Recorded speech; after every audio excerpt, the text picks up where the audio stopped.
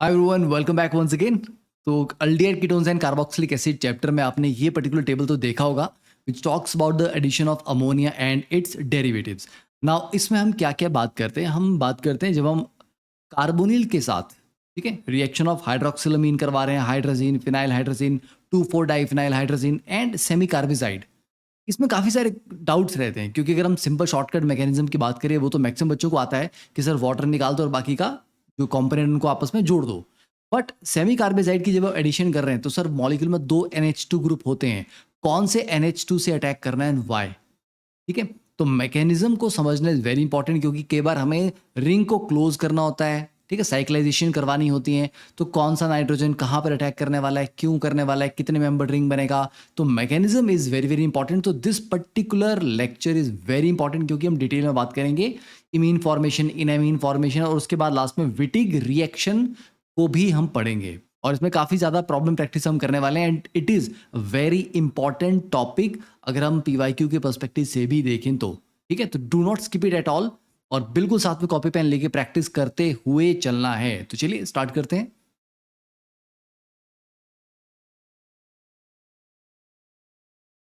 And yes, remembering that you are going to die is the best way I know to avoid the trap of thinking you have something to lose. I think इसके बारे में पहले भी बात कर चुके हैं, but it's wonderful way to stay clear, clarity mind में रखना कि कुछ भी कर रहे हो you are going to die.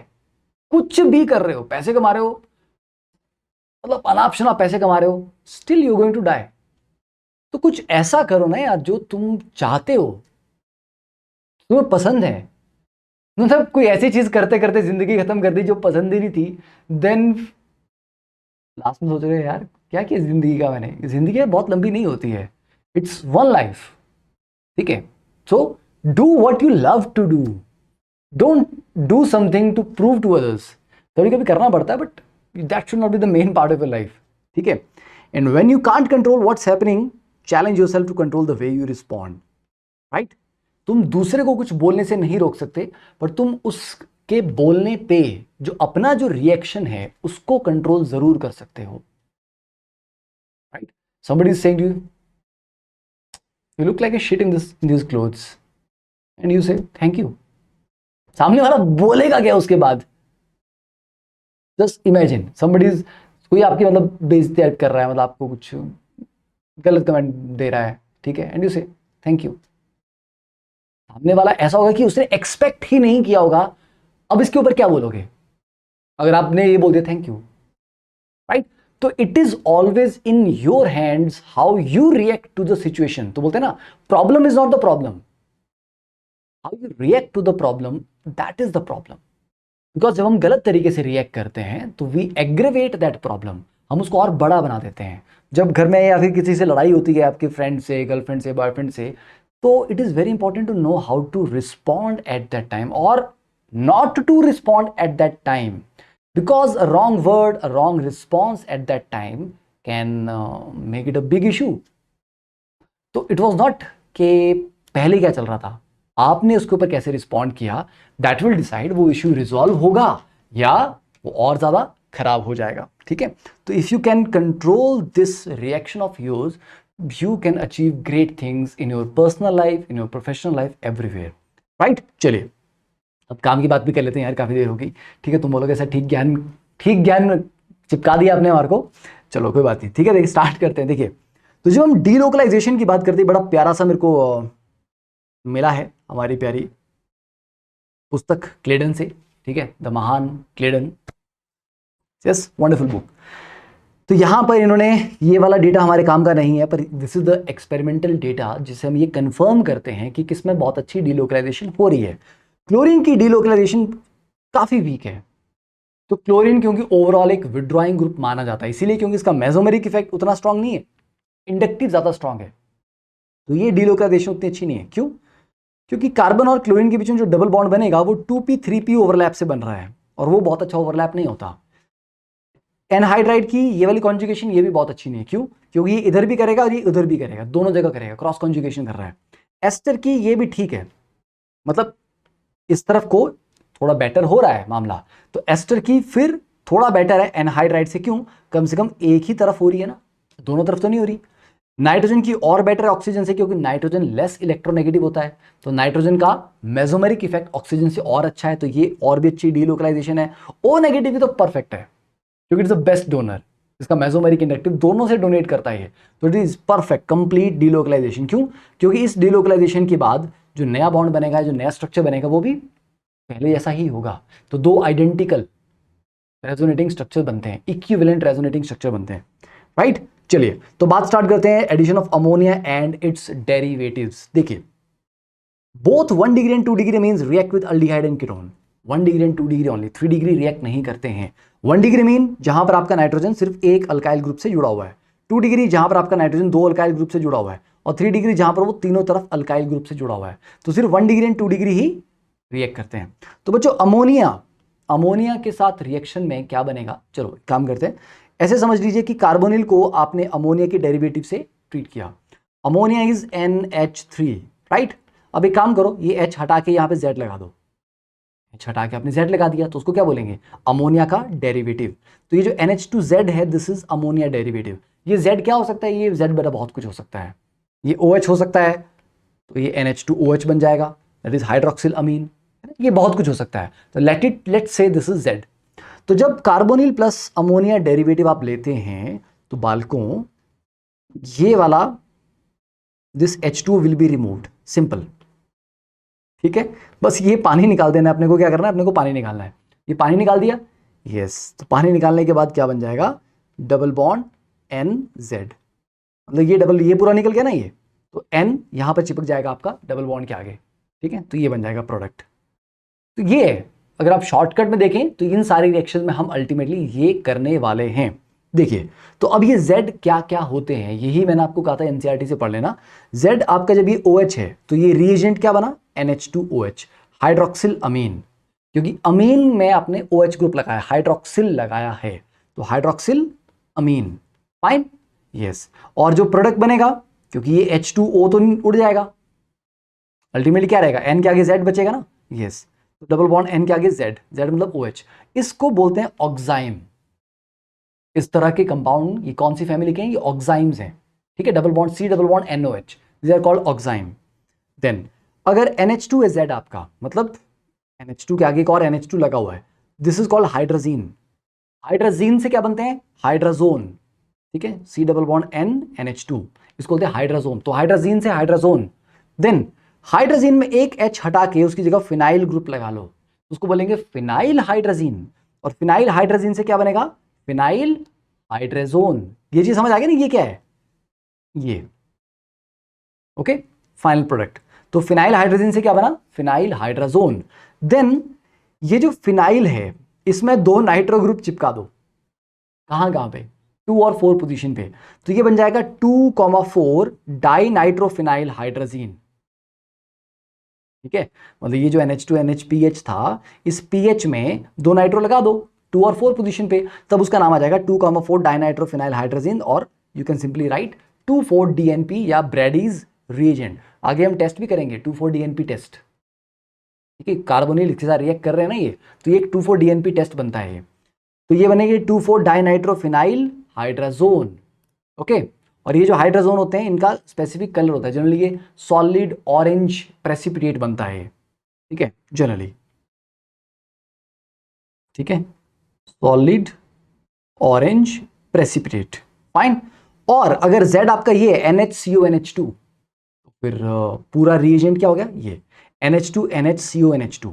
अब इसमें कई बार बच्चे कंफ्यूज होते हैं, इसको बोलते हैं सेमी कार्बेजाइड। इसमें बच्चे ये कंफ्यूज होते हैं कि सर NH2 तो आपका दोनों तरफ है, तो किस H2O को निकालना है? आप इसको भी निकाल सकते हो, आप उसको भी निकाल सकते हो, बट इस नाइट्रोजन का लोन पेयर कहीं इन्वॉल्व नहीं है। तो एक्चुअली ये क्यों निकलता है? जब आप देखोगे ना कि सर ये H2 क्यों निकला, एक्चुअली रिएक्शन में हुआ क्या? नाइट्रोजन के पास एक लोन पेयर था, यस। तो प्रॉपर जब मैकेनिज्म आप देखेंगे, तो nitrogen as a nucleophile attack करता है यहां पे, ठीक है, ये वाला नाइट्रोजन। उस पूरे प्रोसेस में अल्टीमेटली फिर आप पाएंगे कि ये वाला H2O निकल जाता है। तो अगर आप यहां पर पूछेंगे, तो बच्चे 2 टाइप के NH2 हमारे पास हैं। कौन सा नाइट्रोजन आपको लगता है कि एज ए न्यूक्लियोफाइल अटैक करना प्रेफर करेगा? ऑब्वियसली लेफ्ट वाला। क्यों? क्योंकि उसका लोन पेयर अवेलेबल है। राइट वाला तो रेजोनेंस में है ऑलरेडी, तो इसलिए राइट वाले का H2 नहीं निकालना, इसी का निकालना। There is a reason for that कि जो nitrogen as a nucleophile attack करता है उसी का H2 निकलता है ओवरऑल प्रोसेस में। तो सेमी कार्बेजाइड से जो प्रोडक्ट बनता है that is called semi carbazone. समझ आया? तो OH वाला क्या होता है? ऑक्साइन, ठीक है। NH2 वाला हाइड्रोजोन, फिर phenyl hydrazone 2,4 diphenyl dinitrophenyl hydrazone, then semicarbazone. Now तो सबसे पहले हम बिल्कुल बेसिक से, ये तो ओके समराइज कर दिया मैंने आपको ओवरऑल। अब हम बात करेंगे इंडिविजुअल रिएक्शंस की, उनके मैकेनिज्म्स की।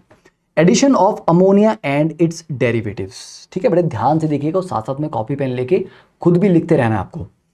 देखिए, primary amines react with aldehydes and ketones, ठीक है, ऑफन विदाउट एसिड कैटालिसिस, मतलब जरूरी नहीं है कि एसिडिक मीडियम होगा तो स्पीड अप कर देगा रिएक्शन को, ठीक है, नहीं होगा तो थोड़ा स्लो होगा, कर जाएगा। To give initially tetrahedral intermediate adducts, okay. चलिए इसको एक बार देख लेते हैं। देखिए, तो अमोनिया या उसके डेरिवेटिव जैसे RNH2 है, 1 डिग्री अमीन है ना, प्राइमरी अमीन। तो प्राइमरी अमीन में मैंने आपको कहा कि nitrogen as a lone pair जो उसके पास है उसके through as a nucleophile attack करता है, डबल बॉन्ड ऊपर शिफ्ट हुआ, तो डबल बॉन्ड ऊपर शिफ्ट हुआ तो O नेगेटिव और ये NH2R पॉजिटिव, तो ये बन गया आपका टेट्राहाइड्रल इंटरमीडिएट, ठीक है। नॉट एक्जैक्टली अभी, क्योंकि यहाँ पर O नेगेटिव है, यहाँ से H उठा लेगा ये, तो H पॉजिटिव या प्रोटॉन ट्रांसफर हो गया, ये बन गया आपका टेट्राहाइड्रल इंटरमीडिएट। फाइन। एक कार्बन पे OH NHR हैं, तो वही बात ना कि एक कार्बन के ऊपर जब 2 OH स्टेबल नहीं थे तो OH NHR भी कोई बड़ा स्टेबल तो मामला नहीं होगा। तो yes, this is not a very stable arrangement. तो अब क्या होता है कि हम एसिडिक मीडियम अगर लेंगे तो रिएक्शन और फास्ट हो जाएगा एक्चुअली। तो एसिडिक मीडियम लेने से क्या होगा, ये जो OH ग्रुप है इसकी प्रोटोनेशन हो जाएगी। अब आप बोलेंगे सर नाइट्रोजन के पास भी तो लोन पेयर था, उसकी क्यों नहीं हुई? क्योंकि बेटा नाइट्रोजन की प्रोटोनेशन कर दोगे तो तुम वापस यहाँ पे आ जाओगे, बैकवर्ड चले जाओगे। ऐसा नहीं मैं बोल रहा कि नहीं हो सकता, every step is reversible, but the point is हमें आगे की तरफ जाना है, तो हमें वो वाला मैकेनिज्म देखना है जिससे हम आगे जाएंगे। तो H पॉजिटिव अटैक यहां भी कर सकता था और यहां भी कर सकता था, मतलब नाइट्रोजन के लोन पेयर पे भी जा सकता था, ऑक्सीजन के लोन पेयर पे भी जा सकता था। अगर नाइट्रोजन के लोन पेयर पे चला गया तो आप ये वाला प्रोडक्ट मतलब फिर बैकवर्ड चले जाओगे, हमें बैकवर्ड नहीं जाना है। तो मतलब वो H पॉजिटिव OH पे अटैक करेगा, वहां पर OH2 पॉजिटिव बनेगा, is a good leaving group, तो ये निकल जाएगा बाहर, ये निकलेगा तो नाइट्रोजन अपना लोन पेयर के साथ नीचे जंप कर जाएगा लोन पेयर, यहाँ पर डबल बॉन्ड आएगा और फिर ये वाला H पॉजिटिव निकल जाएगा और ये बन गया आपका प्रोडक्ट। तो बेसिकली हुआ क्या, NR ही बचा ना, ये H2 और ये O ये उड़ गए ना ये इवेंचुअली। तो अल्टीमेटली ये जो प्रोडक्ट बना दिस इज कॉल्ड इमीन, ठीक है। क्या बोलते हैं इसको? इमीन।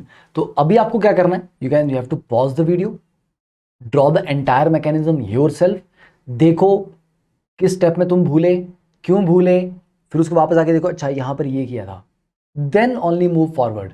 नहीं कि अच्छा हाँ सर समझ आ गया, समझ तो आ गया, वो आ गया, बट अभी तुम्हारे को बोल दिया जाए कि अभी बेटा मोबाइल बंद कर दो और इसको ड्रॉ करो पूरा मैकेनिज्म, शायद आप में से काफी बच्चे नहीं कर पाएंगे, बिकॉज जब समझाया जा रहा तब समझ आ रहा, दैट इज फाइन, बट क्या वो रिटेन हुआ? वो रिटेन तब होगा जब आप उसको लिख के प्रैक्टिस करोगे, तो आपको लगेगा अच्छा यहाँ ये टैग किया, ओके, अच्छा इसको मूव किया, ओके। देख के तो लगता है कि हाँ यार तो फिल्म में सब कुछ समझ आ गया, तो वो काम नहीं करना है, ठीक है। पहले एक बार खुद लिख के इसको प्रैक्टिस कर लो। तो this is called imine. Imine समझ आया? कार्बन डबल बॉन्ड नाइट्रोजन होगा, यहाँ पे कार्बन और नाइट्रोजन के बीच में डबल बॉन्ड होगा, this is imine. Fine, clear है ये? चलिए, तो ये हो गया आपका 1 डिग्री अमोनिया के साथ आपका, सॉरी 1 डिग्री अमोनिया बोला, 1 डिग्री अमीन के साथ reaction of carbonyl. Next, amine derivative such as hydroxyl amine, ऊपर पढ़ा हमने, ऑक्साइन बनता है इससे, hydrazine substituted hydrazine like phenyl hydrazine and all, ठीक है।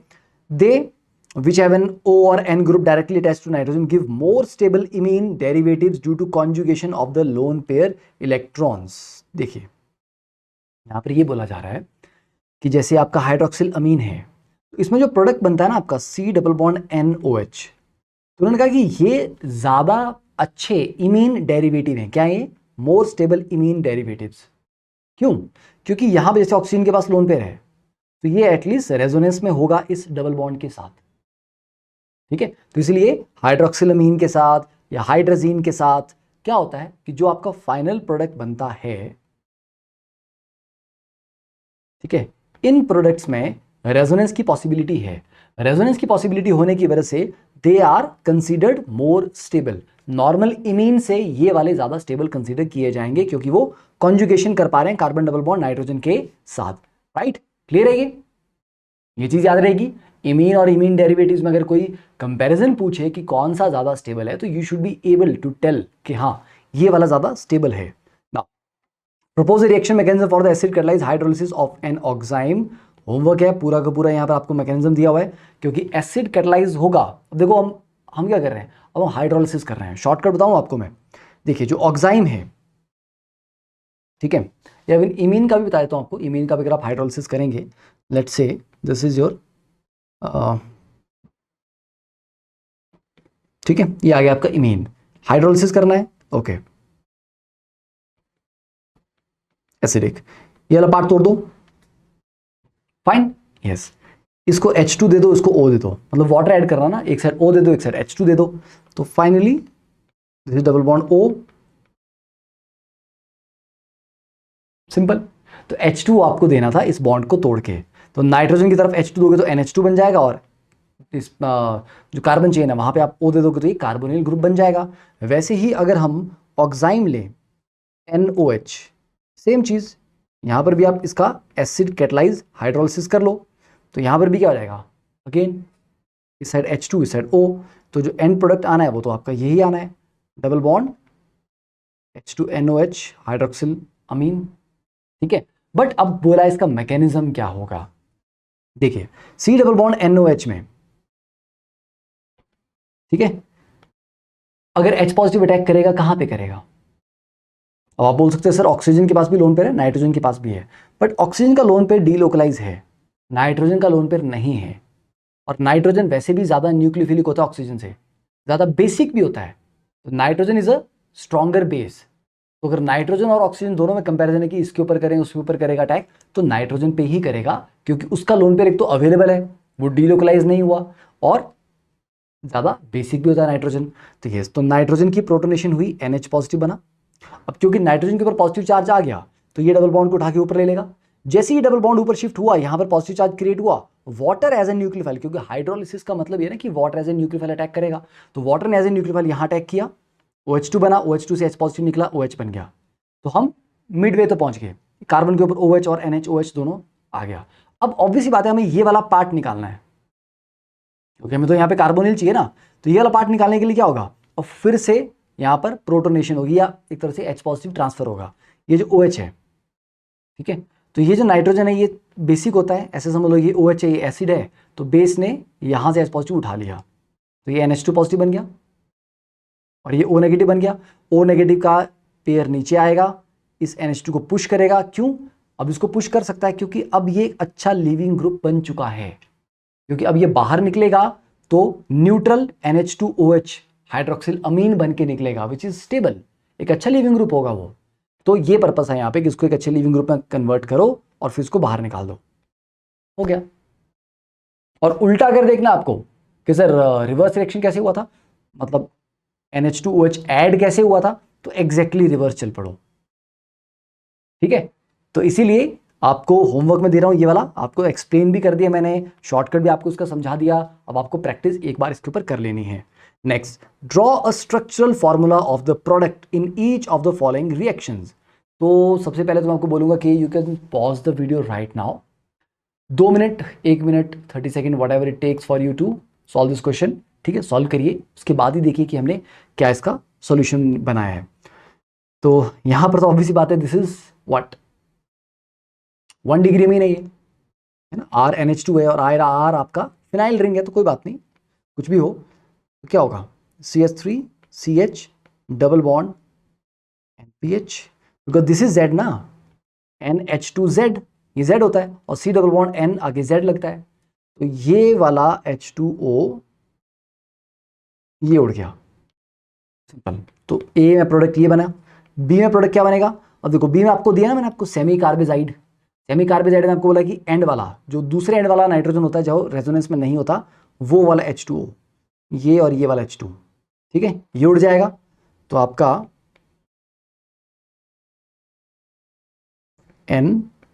NHCO NH2 सेमी कार्बेजोन, ठीक है। देन C वाले ऑप्शन में क्या बन जाएगा, अब ये 2,4-DNP है, 2,4-डाइनाइट्रोफिनाइल हाइड्रोजीन, ठीक है। तो अगेन कोई बात नहीं, CH double bond N NH,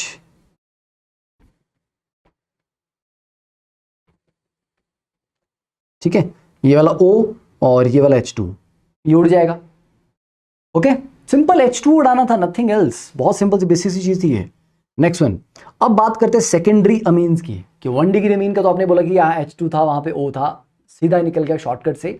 पर बेटा सेकेंडरी अमीन में नाइट्रोजन के साथ एक ही हाइड्रोजन होता है, दो नहीं होते। तो it won't be that simple कि इसका H2 उड़ा, इसका O उड़ा और H2O बन के निकल गए। It is not that simple. थोड़ा सा यहाँ पे आपको मैकेनिज्म समझना पड़ेगा, क्योंकि जो एंड प्रोडक्ट आएगा वो भी थोड़ा सा डिफरेंट आता है ना। अब ऐसा नहीं करते अब ये H2O निकाल दिया, there is no H2 with the nitrogen, एक ही हाइड्रोजन है उसके पास। तो देखिए, this react the secondary amine react with carbonyl group of aldehyde and ketones to form iminium ions. However, the iminium ion formed from a secondary amine has no proton on the nitrogen which may be abstracted. मतलब आप देखोगे जब आप mechanism करोगे कि जो mechanism है वो थोड़ा डिफरेंट है, क्योंकि दो नाइट्रोजन के ऊपर दो हाइड्रोजन नहीं है, एक ही है। तो सबसे पहला काम तो वही है कि नाइट्रोजन एक न्यूक्लियोफाइल है और कार्बोनिल आपका इलेक्ट्रोफिलिक सेंटर है।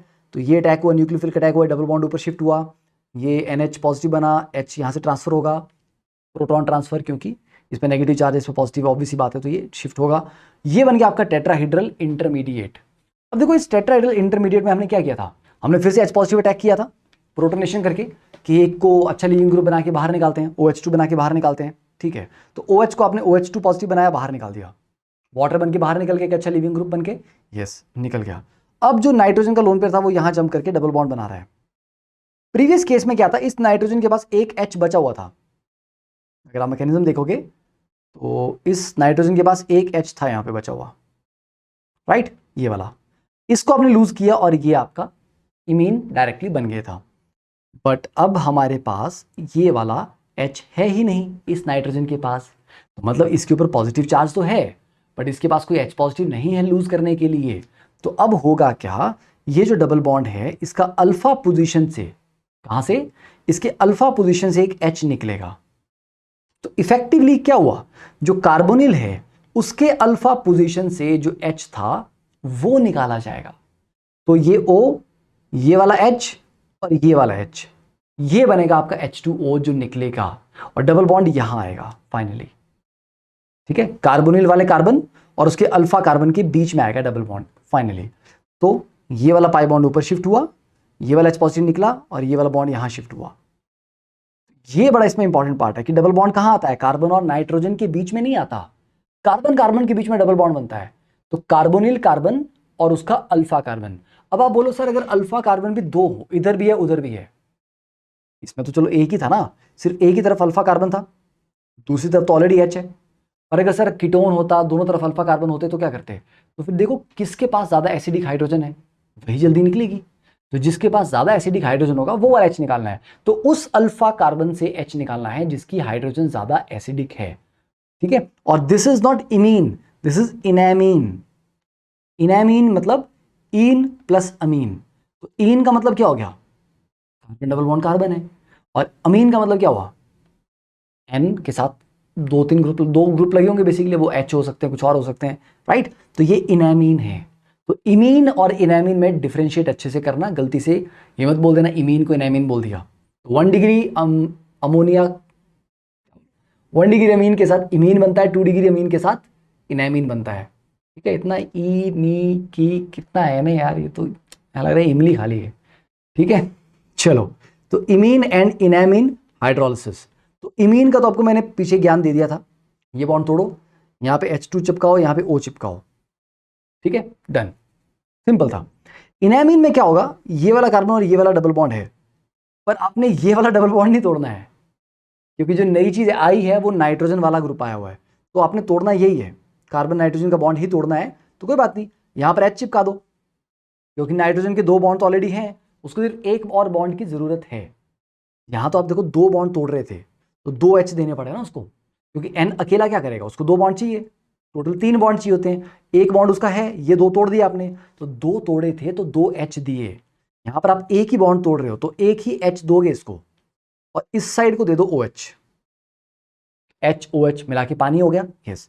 तो यहां पर बच्चों जब OH आ जाएगा it will be like enol, obviously it will be like enol, right, और वो कीटो में कन्वर्ट हो जाएगा, ये बन गया उसका कीटो। तो सिंपल है, कार्बन नाइट्रोजन बॉन्ड तोड़ना है, नाइट्रोजन को H पकड़ाओ, इधर वाले को OH पकड़ाओ, वो इनोल बनेगा, इनोल का फिर कीटो बना लो। तो that is the hydrolysis product of imine and enamine. Clear है ये, राइट। एंड मैकेनिज्म आप पूछोगे क्या होगा, तो mechanism of this reaction is exactly the reverse.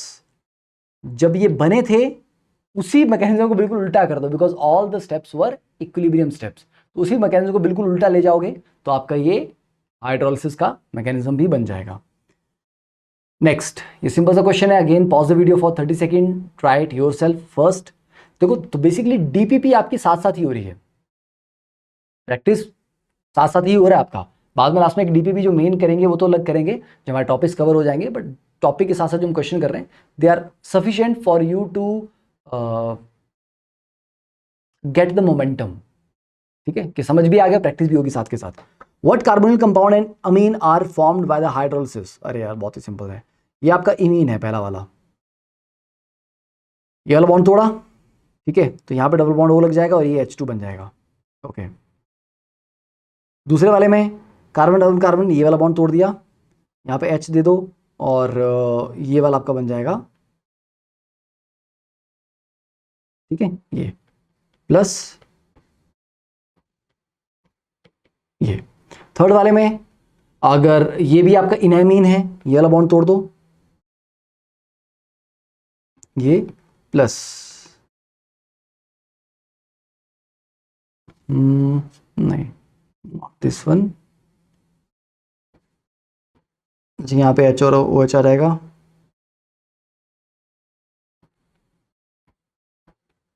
ये aldehyde, okay.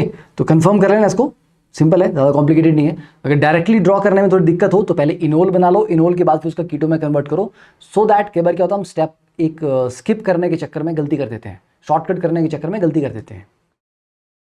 Next one, draw step wise mechanism for the following imine hydrolysis.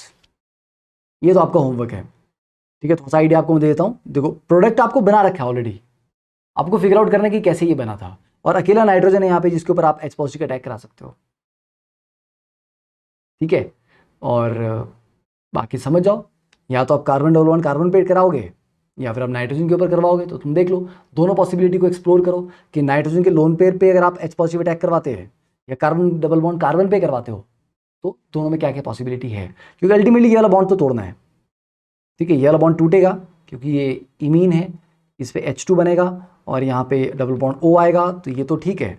और वो जो H2 बना और एसिडिक मीडियम था तो वो NH2 एक बेस था, तो एक और H पॉजिटिव से कंबाइन करके वो NH3 पॉजिटिव बना देता है। तो NH3 पॉजिटिव तो ठीक है, यहाँ पर पहले NH2 था, तुम NH2 तक जाओ पहले, मतलब इमीन का हाइड्रोलिसिस करो। वैसे तो ऊपर किया हुआ यार ऑलरेडी ये, अच्छा ये ऑक्साइन का है, ओके, मुझे लगा इमीन का है, ठीक है। तो इमीन का भी आराम से हो जाएगा, बिल्कुल रिवर्स करना है, फॉर्मेशन ऑफ इमीन का बिल्कुल रिवर्स कर देना है।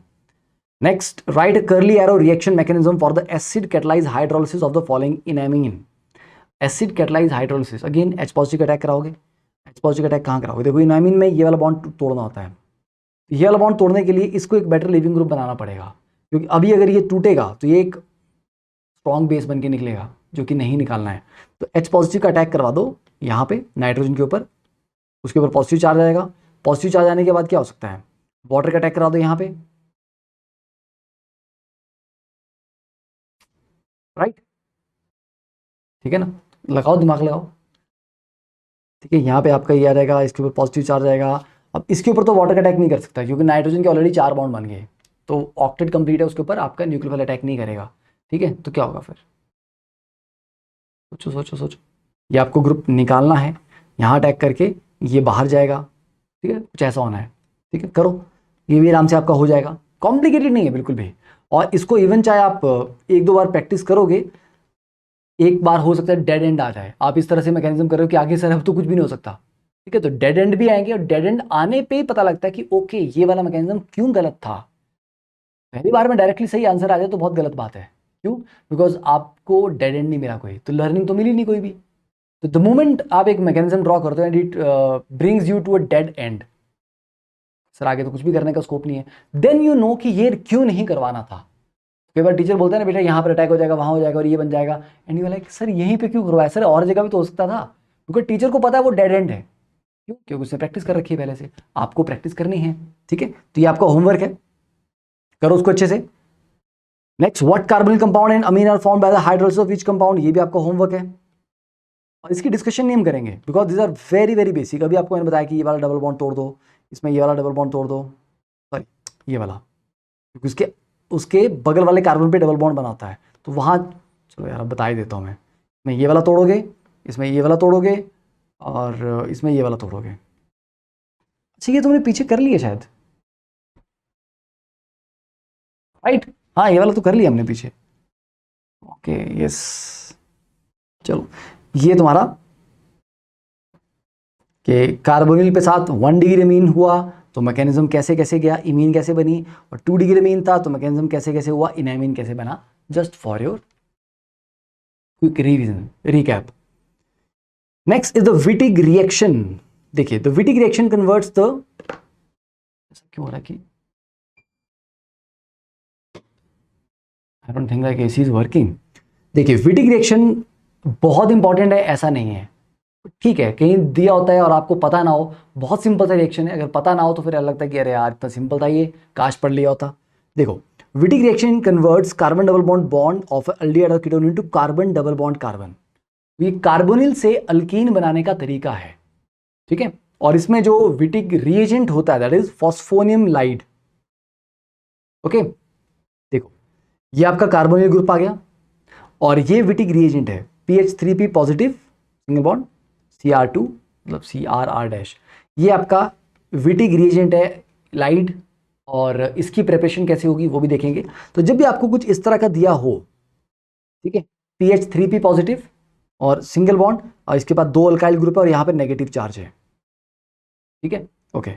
आप बोलोगे सर नेगेटिव चार्ज यहाँ जंप करके डबल बॉन्ड भी तो बना सकता था बीच में, ये एक्चुअली वही था, ये PH3P डबल बॉन्ड R-, ऐसा था, पर ये डबल बॉन्ड इधर माइग्रेट करके कार्बन के ऊपर नेगेटिव और पी के ऊपर पॉजिटिव चार्ज, ठीक है। तो अब करना क्या आपको, ये ग्रुप आपको उड़ा के निकाल देना है,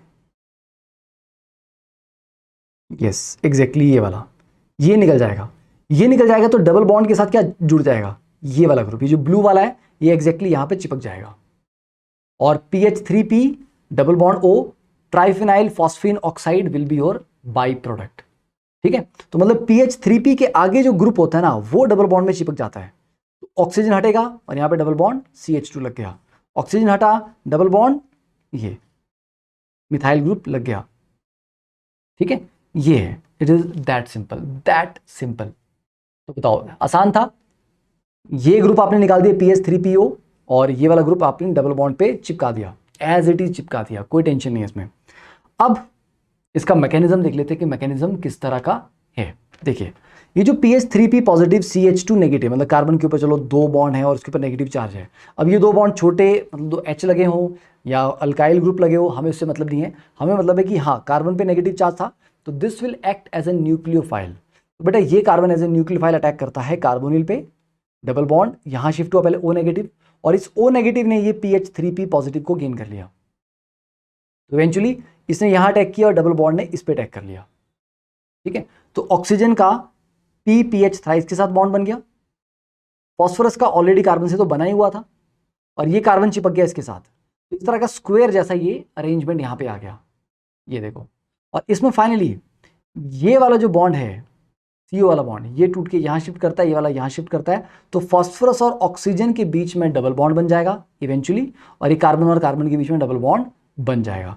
तो ये आपका जो आपका इंटरमीडिएट है ऑक्साफॉस्फेटेन, क्या ये ऑक्सा फॉर दिस ऑक्सीजन, ये जो रिंग में ऑक्सीजन होता है उसको ऑक्सा बोलते हैं, ऑक्साफॉस्फेटेन, ठीक है। तो ये आपका एंड प्रोडक्ट आ गया, सिंपल। अब इसकी लिमिटेशन क्या है कि सर इस तरह तो विटिग रिएक्शन से हम एल्कीन बड़े आराम से बना पाएंगे हम कार्बोनिल से, यस एग्जैक्टली बना सकते हो। लिमिटेशन ये है कि mixture of alkene stereoisomers some time forms, जैसे ये निकल जाएगा और बाकी की ये चेन आ जाएगी यस। अब ये चेन अभी कैसी है, अभी ये ई आइसोमर, अगर इसको ऐसे ही चिपका दो आप, मतलब इस डबल बॉन्ड पे ये नीचे की तरफ लगा, ये इधर है, ये इधर है, तो ये ई आइसोमर बन रहा है। पर एक पॉसिबिलिटी ये भी थी, इस डबल बॉन्ड पे ये ऐसे लग जाए, जेड आइसोमर बन जाए, तो ये कभी कभी मिक्सचर ऑफ स्टीरियो आइसोमर दे देता है। ई जेड दोनों पॉसिबिलिटी आपकी बना देगा। That is one of the limitation, पर ये उतनी बड़ी लिमिटेशन भी नहीं है, ठीक है, ओके। बट फिर भी जो ज़्यादा स्टेबल कंपाउंड है, जैसे ई आइसोमर ज़्यादा स्टेबल होता है क्योंकि बल्कि ग्रुप ऑपोजिट साइड है, तो वो आपका मेजॉरिटी में ही बनेगा। बट लिमिटेशन तो है ना कि यार एक से ज़्यादा प्रोडक्ट आपके यहाँ पे बन रहे हैं। और विटिग रिएजेंट क्या होता है, देखिए विटिग रिएजेंट क्या है, it is a species that contains two oppositely charged atoms bonded to each other. Phosphorus के ऊपर पॉजिटिव चार्ज था, कार्बन के ऊपर नेगेटिव चार्ज था, and both atoms have octets, क्योंकि कार्बन के ऊपर नेगेटिव चार्ज इसलिए उसका भी ऑक्टेट पूरा है, ठीक है। Just a second, okay. तो ये आपका ये Wittig, P P H thrice, 3 benzene ring, carbon के ऊपर 2 अल्काइल ग्रुप्स हैं, वो हाइड्रोजन भी हो सकते हैं, कुछ भी हो सकते हैं, तो दिस इज कॉल्ड इलाइड, ठीक है। तो पॉजिटिव और नेगेटिव आपके एडजेसेंट एटम्स के ऊपर है, उन दोनों के ऑक्टेट भी पूरे हैं। अब ये बनता कैसे है, देखिए हमने ट्राइफिनाइल फॉस्फीन लिया, CH3P, फॉस्फोरस के ऊपर लोन पेयर है, एज ए न्यूक्लियोफाइल अटैक कर सकता है ये, और सिंपल आपने जैसे CH3Br ले लिया, तो इसने इसके ऊपर अटैक किया, ब्रोमाइड बाहर निकला, सिंपल SN2 मैकेनिज्म हुआ, ओके। ब्रोमाइड बाहर निकला, फॉस्फोरस के ऊपर आ गया पॉजिटिव चार्ज और Br बाहर निकला, तो it is like a salt बन गया, पॉजिटिव नेगेटिव दोनों है ना, तो ये बन गया फॉस्फोनियम सॉल्ट। अब इस फॉस्फोनियम सॉल्ट में ये जो CH3 पार्ट है, यहाँ से एक H पॉजिटिव हम निकाल लेंगे, तो एक बेस आप लेते हैं, जैसे NaH ले लिया आपने, तो NaH H नेगेटिव देगा, H नेगेटिव यहाँ से एक H पॉजिटिव उठा लेगा, यहाँ से H पॉजिटिव उठाने के बाद यहाँ बन जाएगा CH2 नेगेटिव, ठीक है। तो फॉस्फोरस के ऊपर पॉजिटिव चार्ज, बगल वाले कार्बन के ऊपर नेगेटिव चार्ज, तो ये बन गया आपका फॉस्फोनियम लाइड। तो इसको ऐसे कर लो, या ऐसे बोल दो कि नेगेटिव चार्ज यहाँ बीच में जंप कर जाएगा तो डबल बॉन्ड बन जाएगा, ऐसा बोल लो। तो ये दोनों उसके रेजोनेटिंग स्ट्रक्चर्स हैं। तो फिर आप बोलेंगे सर ये वाला क्यों नहीं लिखते नॉर्मली, बिकॉज कार्बन के थ्रू अटैक करवाना होता है, तो ये नेगेटिव चार्ज जो है वो ठीक रहता है कि हाँ इस कार्बन को एज ए न्यूक्लियोफाइल यूज करना है अटैक करने के लिए, ठीक है। नेक्स्ट, अब ये जो आपने नाइट्रोजन कंपाउंड पढ़े, आपको पहले भी पता है कि nitrogen compounds play a very important role in our neural system, है ना, ब्रेन में जो न्यूरोट्रांसमीटर्स हैं एंड ऑल, वो आपके मोस्टली नाइट्रोजन कंपाउंड्स ही होते हैं। देखिए many imines play vital roles in biological systems, a key molecule in the chemistry of vision, शुरुआत में ऑर्गेनिक केमिस्ट्री पढ़ा था ना, रेटिनल, सिस रेटिनल, यस। तो की molecule in the chemistry of vision is a highly conjugated imine rhodopsin, which is synthesized in the rod cells of the eye from 11 cis retinal and a 1 degree amine in the protein opsin। आपको ये याद नहीं करना है, ठीक है, just थोड़ा सा आइडिया दे रहा हूं कि जो हमारे आइज होती है ना, इसके पीछे रॉड सेल्स, पता है ना, रॉड सेल्स आपने बचपन में पढ़ा ही होगा, 10th क्लास में थोड़ा सा बायो में, रॉड सेल्स होते हैं, यस। उसमें रोडोसिन नाम का मॉलिक्यूल, एक लाइट सेंसिटिव कंपाउंड प्रेजेंट होता है, ठीक है। This rhodopsin contains a protein opsin bonded to retinal by an imine linkage.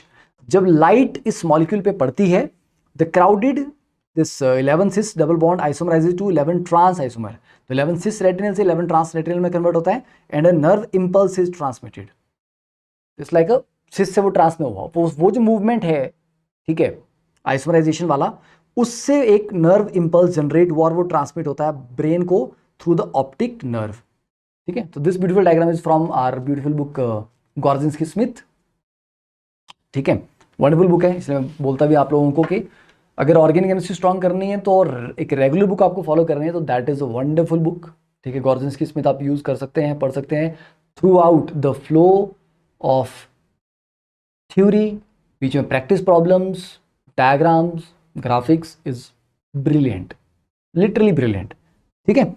देखिए तो रोडोप्सिन, ओके, ये इसका ऑप्सिन वाला पार्ट है जो ऑप्सिन के साथ जुड़ के बनाया है इसने, फाइन। अभी ये सिस में था, ये ट्रांस में कन्वर्ट होता है, जैसे ये सिस से ट्रांस में कन्वर्ट होता है तो साथ में एक नर्व इंपल्स जनरेट होती है।